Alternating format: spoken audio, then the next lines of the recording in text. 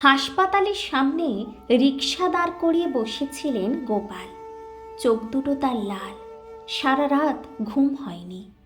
স্ত্রী অন্তঃসত্ত্বা, আজ তার সন্তান জন্ম নেবে। সাধারণত এমন দিনে আনন্দে বুক ভরে ওঠার কথা, কিন্তু গোপালের বুকটা আজ ভারী হয়ে আছে ভয়ের বোঝায়। কারণ এই নিয়ে 7 বার তার জীবনে সন্তান এসেছে, আর 7 বারই জন্মের সঙ্গে সঙ্গে ঈশ্বর যেন আবার ফিরিয়ে নিয়ে গেছেন। সেই স্মৃতিগুলো আজও তাকে তাড়া করে বেড়ায়। ঠিক তখনই এক ভদ্রলোক এসে রিকশার সামনে দাঁড়ালেন। পরনে সাধারণ ধুতি পাঞ্জাবি, মুখে এক অদ্ভুত শান্তি। দাদা, শ্যামবাজার যাবেন? গোপাল মাথা তুলে তাকিয়ে বলল, হ্যাঁ যাব, বলুন, কিন্তু এরপর আর কাউকে নেব না। ভদ্রলোক বসতে বসতে প্রশ্ন করলেন, আর কাউকে নেবেন না কেন? রিকশা চলতে শুরু করলো। গোপাল একটু থেমে বলল, আমার স্ত্রী হাসপাতালে ভর্তি, আজ বাচ্চা হবে। আগেও হয়েছে 7 বার, কিন্তু কেউ বাঁচেনি। তাই মনটা আজকে আমার খুব অস্থির হয়ে আছে। ভদ্রলোক সহানুভূতির দৃষ্টিতে তাকালেন, বললেন, ঈশ্বরের উপর ভরসা রাখুন। গোপালের গলায় জমে থাকা কষ্ট বেরিয়ে এলো। ভরসা তো রাখতুম বাবু, খুব ভক্তি করতাম, নিয়ম করে পুজোও দিতাম। এখন আর অতটা পারি না। ডাকতে হয় ডাকি। এত কষ্ট দেওয়ার পরেও যদি ঈশ্বর থাকেন, তাহলে উনি কেন বারবার আমার সন্তানগুলোকে কেড়ে নেন? ভদ্রলোক কিছুক্ষণ চুপ করে রইলেন। শহরের রাস্তা পেরিয়ে রিকশা এগোচ্ছে, আর গোপালের জীবনের গল্প যেন একে একে খুলে যাচ্ছে। ভদ্রলোক শান্ত গলায় বললেন, ঈশ্বরকে ধরে থাকলে কোনো ক্ষতি হয় না। গোপাল হালকা তিক্ত হাসল।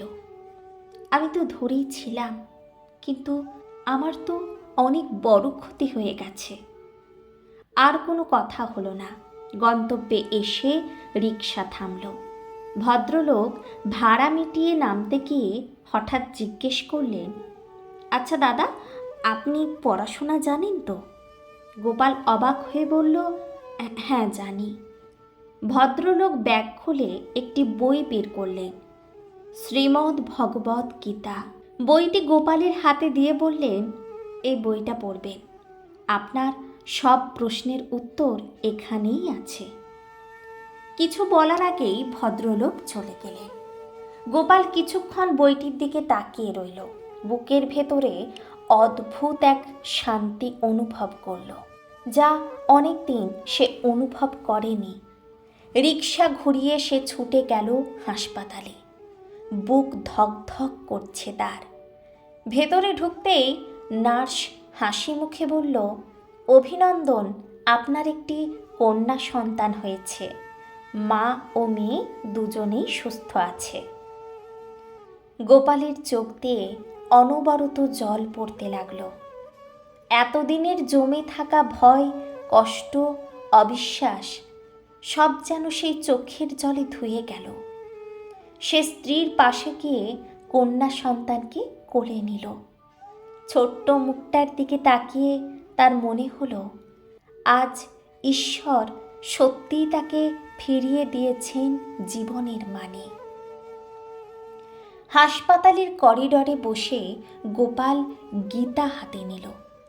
তখনই তার মনে পড়ল সেই প্যাসেঞ্জারে শান্ত চোখ, আশ্বাস ভরা কণ্ঠ। হঠাৎ তার মনে দৃঢ় বিশ্বাস জন্মালো, উনি আর কেউ নন, স্বয়ং ভগবান শ্রীকৃষ্ণই প্যাসেঞ্জার রূপে এসে আমার জীবনে পথ দেখিয়ে গেলেন। জীবনের দুঃখ কষ্ট আমাদের বিশ্বাসকে নাড়িয়ে দেয় ঠিকই, কিন্তু ঈশ্বর কখনো আমাদের ছেড়ে যান না।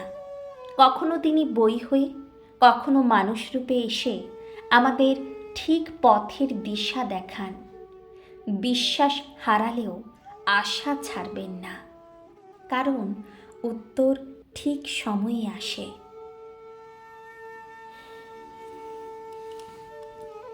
আমার এই লেখা গল্পটি আপনাদের ভালো লাগলে অবশ্যই শেয়ার করতে পারেন।